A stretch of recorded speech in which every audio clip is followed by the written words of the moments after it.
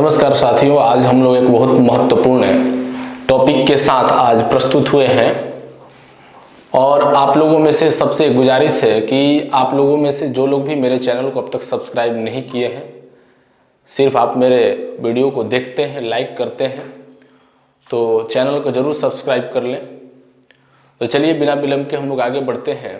आज का हमारा टॉपिक है ब्रिटिश शासन के अधीन भारत, यानी भारत जब ब्रिटिश शासन के अधीन था, उसके यानी ब्रिटिश का जब उपनिवेश था भारत, उस समय के भारत के अंतर्गत शासन और उसके अन्य पहलू कौन कौन से थे उसके बारे में समझेंगे।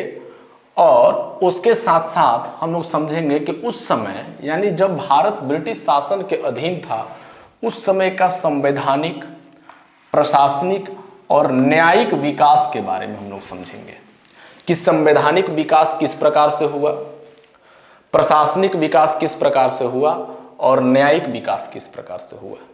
यानी कहा जाए कि ब्रिटिश के जब अधीन था भारत, तो भारत को कहा जाए कि एक प्रकार से भारत कैदियों की तरह, जिस प्रकार से कैदी कैद होते हैं जेल खाने के अंदर, उसी प्रकार से हमारी भारत जो है, भारत की स्थिति थी उस समय बहुत दयनीय थी। ये प्रक्रिया शुरू होती है तब की बात है जब मुगल काल की बात करते हैं। मुगल काल के समय यानी उस समय लगभग 1600 ईस्वी की बात करते हैं कि 1600 ईस्वी में भारत में ईस्ट इंडिया कंपनी का स्थापना होना, भारत में ईस्ट इंडिया कंपनी का आना और आकर के भारत में अपने कंपनी का विस्तार करने की अपनी पहल को शुरू करना। हालांकि कंपनी जब भारत में आई 1600 ईस्वी में, उसका एक मोटो था कि हम अपनी कंपनी का विस्तार करेंगे और कंपनी के विस्तार के क्रम में भारतीय लोगों को यह कहा गया कि जब कंपनी यहाँ पर स्थापित होगी तो लोगों को रोजगार मिलेगा। रोजगार का लालच दिखा करके लोगों को उनको अपने वश में करने की प्रयास यहीं से शुरू होती है। वो होता है शुरुआत 1600 ईस्वी से। भारत में ईस्ट इंडिया कंपनी का आगमन हो जाना और आगमन होने के साथ साथ शुरुआत में अगर हम लोग बात करेंगे कि ईस्ट इंडिया कंपनी जब आई तो उसका मेन मोटो था कंपनी का विस्तार करना। लेकिन धीरे धीरे लगभग 100 वर्षों से अधिक बीतने के बाद 1765 ईस्वी की बात करें, 1765 ईस्वी में होता क्या है कि कंपनी की मोनोपोली अपनी बदल जाती है। यानी जो कंपनी के विस्तारवादी की जो नीति थी वह बिल्कुल यहां पर आकर के 1765 ईस्वी में बदल जाता है और स्थापित बदलने के बाद, मन स्थिति बदलने के बाद कंपनी जो है अब कंपनी न रह करके एक शासकीय इकाई के रूप में तब्दील हो जाती है। अर्थात उसका अपना एक मोटो हो जाता है कि अब हमें कंपनी के विस्तार के साथ साथ, हालांकि कंपनी स्थापित करके लोगों को अपने कंपनी में रोजगार दे करके अपने अधीन तो कर ही लिया, साथ साथ में अब सत्ता को भी हथियाने की प्रक्रिया यहां से कंपनी ने शुरू कर दिया। और स्थिति यह हुई कि अब उस समय तो कंपनी सिर्फ अपने ही मामले को देखती थी, लेकिन जब 1765 की बात आई तो उस समय ईस्ट इंडिया कंपनी भारत के आंतरिक मामलों में भी हस्तक्षेप करना शुरू कर दिया। आंतरिक मामले कहने का तात्पर्य है कि वहां की प्रशासनिक, न्यायिक और संवैधानिक चीजों पर, भारत की सामाजिक, सांस्कृतिक यानी हर पहलू पर, यानी कहने का मतलब भारत के एक एक जनता की एक्टिविटी, हर चीज पर ध्यान देना, यानी उसका टारगेट ही था।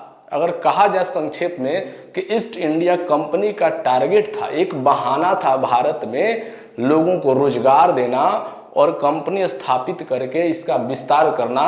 लेकिन इसका मुख्य अगर कहा जाए उद्देश्य था भारत को अपने गुलामी की जंजीरों में बांधने का प्रयास करना। हालांकि ईस्ट इंडिया कंपनी इस चीज में सफलता भी हासिल की, पूर्ण सफलता भी हासिल की, लेकिन धीरे धीरे यह बात कैसे आगे बढ़ती है, अब इसको समझते हैं। बक्सर की एक बीच में घटना होती है कि बक्सर की लड़ाई होती है 1764 ईस्वी में। प्रश्न पूछा जाता है कि बक्सर की लड़ाई कब हुई? 1764 ईस्वी में युद्ध होती है और उस समय 12 अगस्त 1765 को 12 अगस्त 1765 को लॉर्ड क्लाइव की अध्यक्षता में क्या किया गया, एक ऐसी महत्वपूर्ण घटना घटी, यानी कहा जाए कि यहीं से इसका षड्यंत्र शुरू होता है। कैसे शुरू होता है? एक प्रकार से बिहार की स्थिति युद्ध करते करते उस समय तो दयनीय थी।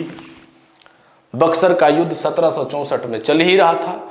तब तक 12 अगस्त 1765 को एक प्रस्ताव जबरदस्ती पारित करवाया गया। किससे करवाया गया? उस समय के तत्कालीन मुगल शासक था शाह आलम द्वितीय।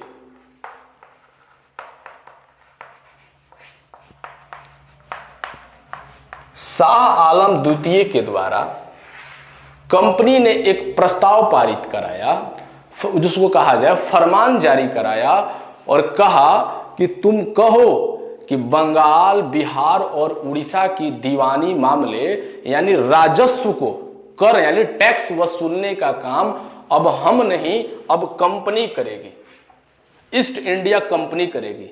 किससे कहवाया गया? तो शाह आलम द्वितीय उस समय का मुगल शासक था।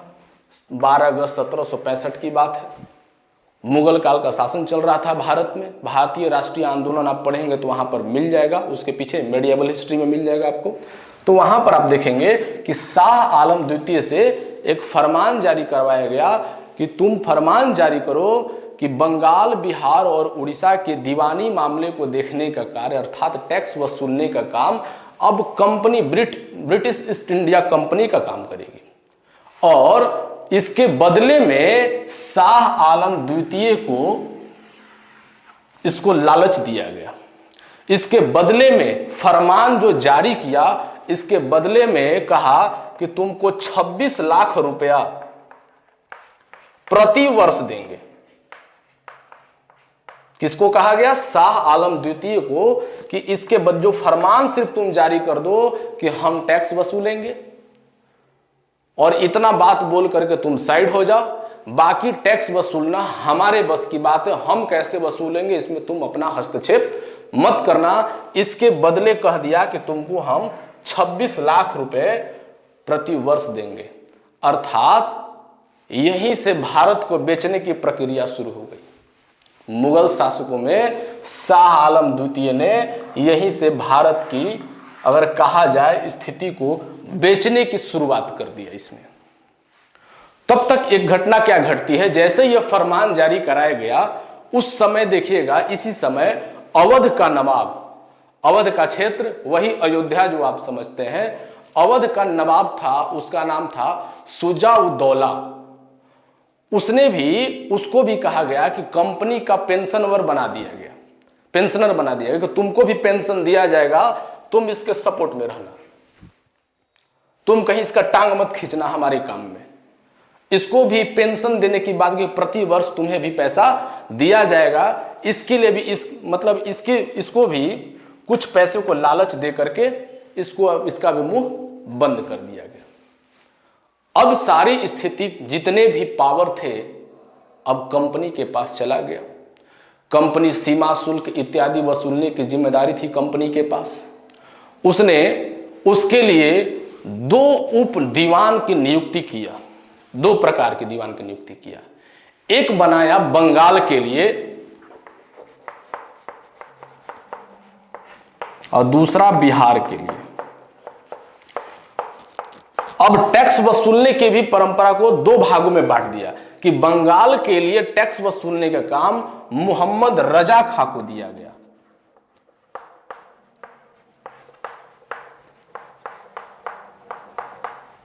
और बिहार का टैक्स वसूलने के लिए राजा सिलाब को, राजा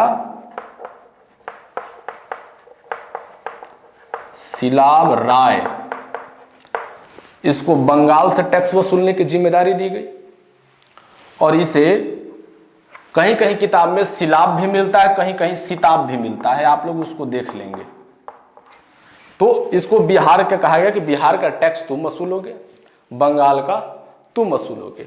यह जारी कर करके फरमान जारी कर दिया और प्राप्त शक्ति जो उसको प्राप्त हुआ। अब देखिए हुआ क्या, यानी 1765 के बाद अब प्रक्रिया कैसे बदलती है। 1765 से और 1772 की अवधि में क्या हुआ, इस बीच सरकार की व्यवस्था जो है उसमें द्वैत शासन को देखा गया है, यानी दो प्रकार की शासन व्यवस्था प्रणाली को लागू किया गया। यदि आप नोट करना चाहते हैं इसको आप स्क्रीनशॉट लेकर के नोट भी कर सकते हैं। अब क्या हुआ,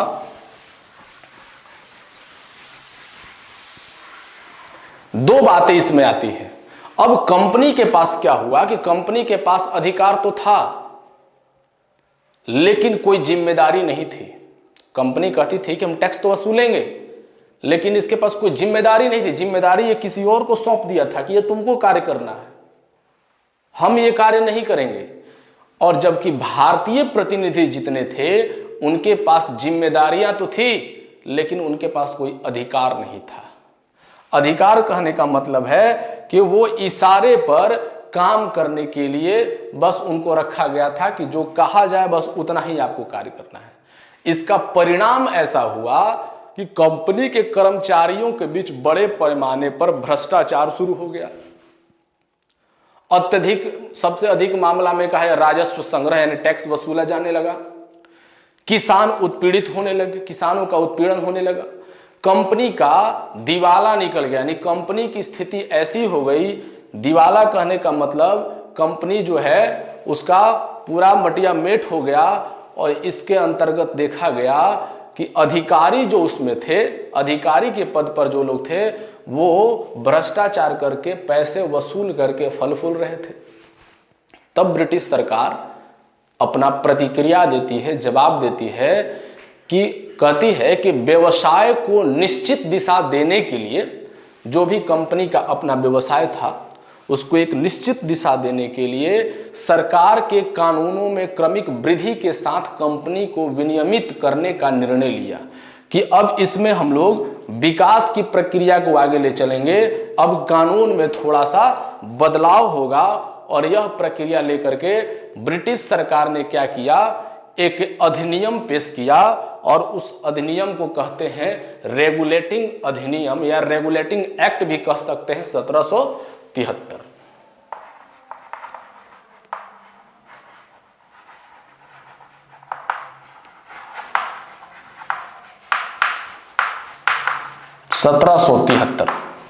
ये अधिनियम लाया गया। यानी ये अधिनियम लाने से पहले इतनी सारी घटनाएं घट चुकी थी।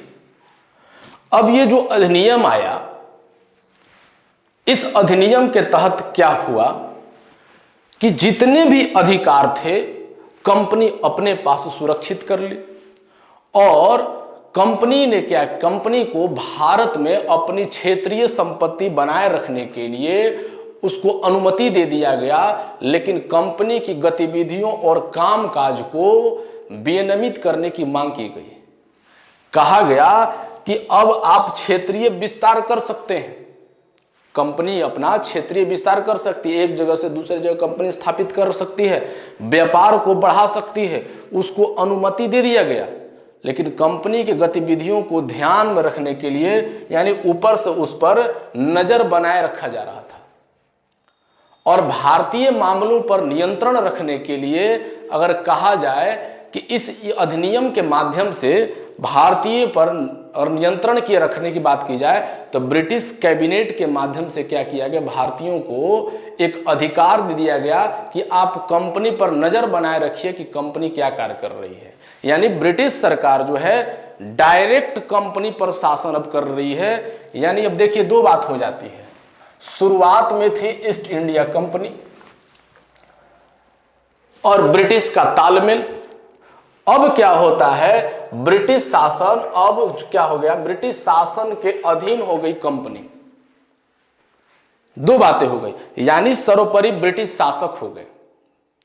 कंपनी के अब इसमें एक और कह दिया गया कि ये कैसे चलेगा सुचारू रूप से, चूंकि भ्रष्टाचार तो इसमें हो गया था, तो कह दिया गया कि कंपनी के जितने भी कर्मचारी हैं किसी भी स्थिति में वो किसी से उपहार यानी गिफ्ट नहीं लेंगे। यानी आजकल कोई कार्य आप कराने जाते हैं सरकारी संस्था में, तो लगभग लोग अगर कहा जाए, इसको हम लोग झुठला नहीं सकते हैं, 90% लोग घूस देकर के काम कराते हैं। यानी उस चीज को वहां पर यह नहीं कहा गया कि आपको घूस नहीं लेना है। ब्रिटिश शासन ने कहा कि आपको किसी भी स्थिति में कर्मचारियों को कहा कि आपको उपहार को, गिफ्ट को स्वीकार नहीं करना है, और कंपनी में जो लोग कार्य कर रहे हैं उनको अपना निजी व्यापार भी नहीं करना है, इस चीज के लिए भी मना कर दिया गया। यानी यहीं से कहा जाए कि लोगों को नाक में दम करना यानी लगाम लगाना शुरू कर दिया गया। दो चीज, पहला कि आपको किसी भी स्थिति में उपहार यानी गिफ्ट नहीं लेना है। दूसरा कि आप यदि कंपनी के कर्मचारी हैं तो आपको अपना निजी काम करने की आपको अनुमति नहीं है। निजी व्यापार, अपना घरेलू कार्य कर सकते हैं, लेकिन कोई अलग से कोई व्यापार आप नहीं कर सकते हैं। इस प्रकार कंपनी की सरकार पर संसदीय नियंत्रण की शुरुआत को देखा जा सकता है। कौन से एक्ट के माध्यम से? रेगुलेटिंग एक्ट 1773 के माध्यम से। उस समय एक और क्या घटना घटती है कि गवर्नर जनरल की अगर बात करें, यहां पर एक और विशेष प्रश्न पूछ दिया जाता है, परीक्षा में आता है, इसको नोट कर लेंगे। इससे क्या हुआ कि बंगाल के गवर्नर के पद को, यानी उस समय बंगाल का गवर्नर हुआ करता था,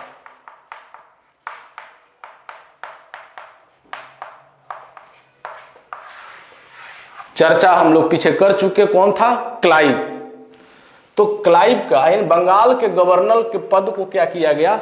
समाप्त कर दिया गया। अब कहा गया कि यह बंगाल का गवर्नर नहीं होगा, अब इसको कहेंगे गवर्नर जनरल कहेंगे।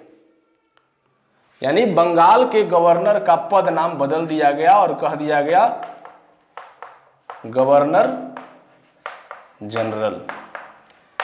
इस प्रकार अगर कहा जाए कि बंगाल के गवर्नर जनरल के पद पर सर्वप्रथम वारेन हेस्टिंग्स को लाया गया।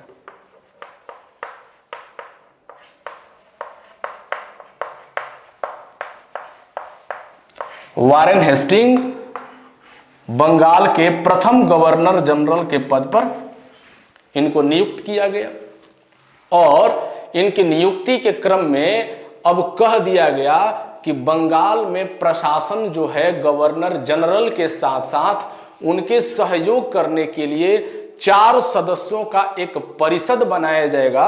उसी के माध्यम से क्या किया जाएगा कि सत्ता को, प्रशासन को संचालित किया जाएगा। यानी प्रशासन का प्रमुख बनाया गया किसको? वारेन हेस्टिंग्स को। किस पद पर? गवर्नर जनरल के पद पर। एक और इसमें बात आती है, अन्य किताब पढ़ेंगे, एम लक्ष्मीकांत को पढ़ेंगे तो वहां पर आपको मिलेगा एक बात और कि बॉम्बे और मद्रास प्रेसिडेंसी उस समय हुआ करती थी। यानी आज का जो मुंबई है उस समय उसका नाम था बॉम्बे। तो बॉम्बे और मद्रास जो आज चेन्नई है, बॉम्बे और मद्रास के गवर्नर जो थे अब उनका भी पावर को समाप्त कर दिया गया और कहा गया कि आपको भी अब बंगाल के गवर्नर जनरल यानी इसी के अधीन भी आपको काम करना होगा। यानी उन दोनों के गवर्नर का भी अगर कहा जाए कि उसके अधिकार को समाप्त कर दिया गया और उसको कहा गया कि आपको अब क्या करना है? बंगाल के गवर्नर जनरल के आपको अधीन ही कार्य करना है। 1774 में क्या होता है? एक प्रमुख चीज यहां पर आती है।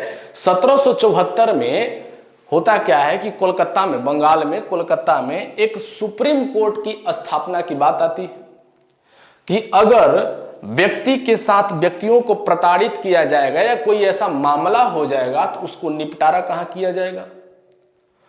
तो उसके लिए 1774 ईस्वी में सुप्रीम कोर्ट की स्थापना की बात की गई कोलकाता में कि सुप्रीम कोर्ट की स्थापना कर दी जाए, और उसके साथ साथ कह दिया कि यदि किसी व्यक्ति को अपने क्षेत्राधिकार के मामले में अपील करना होगा या किसी मामलों के निवारण की मांग करना होगा तो वह सुप्रीम कोर्ट जाकर के अपना काम बना सकता है। और उसके लिए उस सुप्रीम कोर्ट में एक बात रखा गया कि इसमें एक मुख्य न्यायाधीश होगा और उसके सहयोग के लिए 3 अन्य न्यायाधीश होंगे, यानी एक प्रमुख न्यायाधीश होगा और उसके सहयोग के लिए 3 अन्य न्यायाधीश होंगे जो उनके नीचे होंगे, जो उनके कार्यों में सहयोग करने के लिए, यानी 4 न्यायाधीशों की बात की गई। उसके साथ साथ 1781 में क्या होता है, अधिवेशन में संशोधन कर दिया जाता है। इस अधिवेशन में संशोधन होता है, प्रमुख संशोधन होता है, और संशोधन के दौरान गवर्नर जनरल, कहा जाए कि गवर्नर जनरल और परिषद के सरकार के कर्मचारियों को अपने कर्तव्यों का निर्वहन करते समय यदि कोई कृत्य हो जाती, यानी गलती हो जाती, यदि कोई कार्य कर रहा है, शासन प्रशासन की चीजों को देख रहा है, अगर उससे कोई छोटी मोटी भूल हो जाती है तो उसको अधिकार क्षेत्र के अंतर्गत ला करके उसको थोड़ा सा छूट दिया जा सकता है। नहीं तो ब्रिटिश शासन का शासन इस प्रकार से था कि लोग डर के मारे पद लेना भी नहीं चाहते थे कि न जाने क्या होगा, यदि किसी पद को हमने ग्रहण कर लिया और हमसे कोई गलती हो गई तो मुझे कौन सी सजा दी जाएगी। इसके लिए यानी उन्हें थोड़ा सा छूट प्रदान किया गया और यही इसमें एक परिवर्तन किया गया। और इसके बाद आता है हमारा पिट्स इंडिया एक्ट 17